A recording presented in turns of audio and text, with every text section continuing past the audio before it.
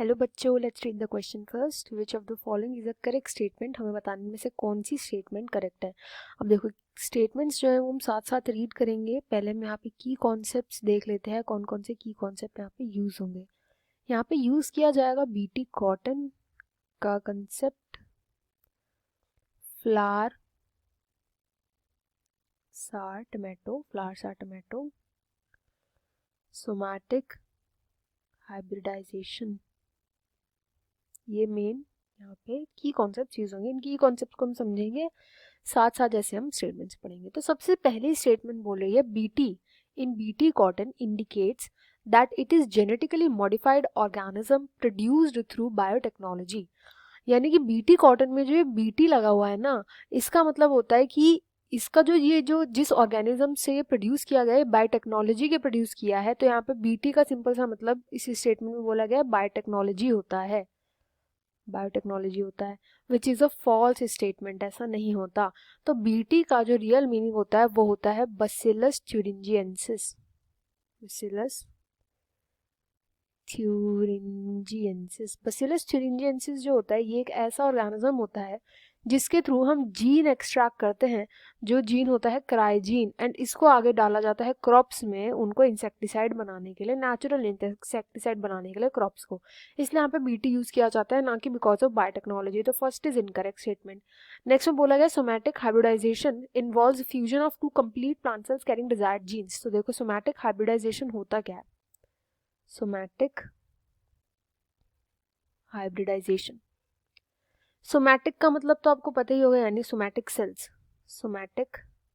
अब देखो, जब भी कोई नया ऑर्गेनिज्म बनता है तो जो फ्यूजन होता है ना वो हमेशा गैमीट्स का होता है, यानी कि जर्म सेल्स का होता है. बट यहाँ पे सोमैटिक यूज हुआ है तो इसका मतलब यहाँ पे सोमैटिक सेल्स यूज होंगी. एंड हाइब्रिडाइजेशन का मतलब होता है दो डिफरेंट ऑर्गेनिजम्स के जीन्स को कंबाइन करना. यहाँ पे कंबाइन करना, इसको हम हाइब्रिडाइजेशन बोलते हैं. यानी कि ये एक ऐसा प्रोसेस है जिसके अंदर हम सोमैटिक सेल्स को लेते हैं. प्लांट की अगर हम बात करें तो इनकी सोमैटिक सेल्स को लेंगे. बट क्योंकि प्लांट के अंदर, अगर आपको याद हो, क्योंकि इनके पास एक सेल वॉल भी प्रेजेंट होती है, अगर सेल वॉल प्रेजेंट होगी ना तो ये फ्यूज ही नहीं करेंगे. तो इस सेल वॉल को सेलुलेस के थ्रू जो होता है हटा दिया जाता है, सेलुलेस में डाइजेस्ट कराया जाता है. केवल और केवल क्या बचता है, प्रोटोप्लास्ट.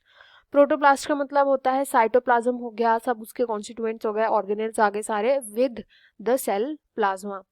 सेल की जो प्लाज्मा मेम्ब्रेन होती है वो. बट यहाँ पे जो सेल वॉल होता है ना, बेसिकली उसको छोड़ के जो सब कंपोनेंट होता है उसको हम प्रोटोप्लास्ट बोलते हैं.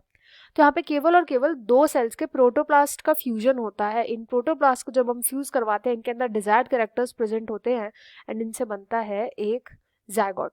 इसको हम आगे जा करके ग्रो करवाते हैं, एंड ग्रो करके ये प्लांट जो होता है, इस प्लांट में बहुत हमारे जो भी जेनेटिक जो भी ऐसे जीन्स होते हैं, सॉरी, जो बहुत ज़्यादा यूजफुल होते हैं वो इसके अंदर प्रेजेंट होते हैं. तो यहाँ पे सोमैटिक हाइब्रिडाइजेशन का बोला पूरी पूरी प्लांट सेल को यहाँ पे इन्होंने फ्यूज करवा दिया. That is incorrect. तो 20 जो हो जाएगा वो इनकरेक्ट स्टेटमेंट है. नेक्स्ट आता है anti coagulant hirudin is being produced from transgenic brassica napus seeds, and ये एक करेक्ट स्टेटमेंट है.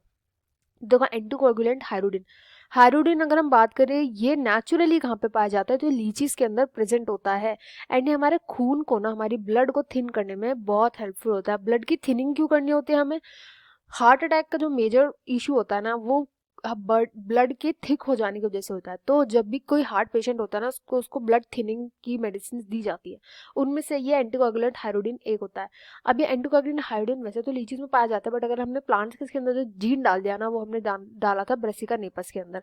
तो ब्रासिका नेपस के जो सीड्स होते हैं इसमें ये प्रेजेंट होता है हाइरोडिन, जो कि ब्लड थिनिंग के लिए बहुत अच्छा होता है. तो यहाँ पे जो ऑप्शन सी है ये करेक्ट स्टेटमेंट है. एंड नेक्स्ट बोला गया flavours are variety of tomato has enriched the production of ethylene which improves its taste. तो एक फॉल्स स्टेटमेंट है. फ्लावर्स आर टमाटो के अंदर क्या इशू था, तो देखो टमाटो जो थे ना, बिकॉज ऑफ इथाइलिन क्या होता है, इनको राइप बहुत जल्दी करवा देता है, उसकी वजह से जल्दी सड़ जाते थे. तो इसके अंदर एंटीसेंस आरएनए टेक्नोलॉजी का यूज किया गया है. एंटीसेंस आरएनए टेक्नोलॉजी, जिसके थ्रू एक एंजाइम था जिसका नाम था पॉलीगैलेक्टुरोनेज. ये जो एंजाइम था ना, इसकी साइलेंसिंग करवा दी, यानी कि ये एंजाइम अब यूजफुल नहीं होगा। जैसे ही एंजाइम बंद हो गया ना, उसकी वजह से ये फ्रेश रहने लग गए, टमाटो जो थे ये फ्रेश रहने लग गए काफ़ी काफ़ी वीक्स तक भी। तो ये था इस इन ऐसे टमाटो जो काफ़ी वीक्स तक फ्रेश रहते थे, इनको हमने बोला फ्लावर सार टमाटो, ना कि इसमें थाइलिन का तो कुछ रोल ही नहीं था। तो यहाँ पे जो करेक्ट स्टेटमेंट है वो जाएगा option C. I hope you understood well. Best of luck and thank you.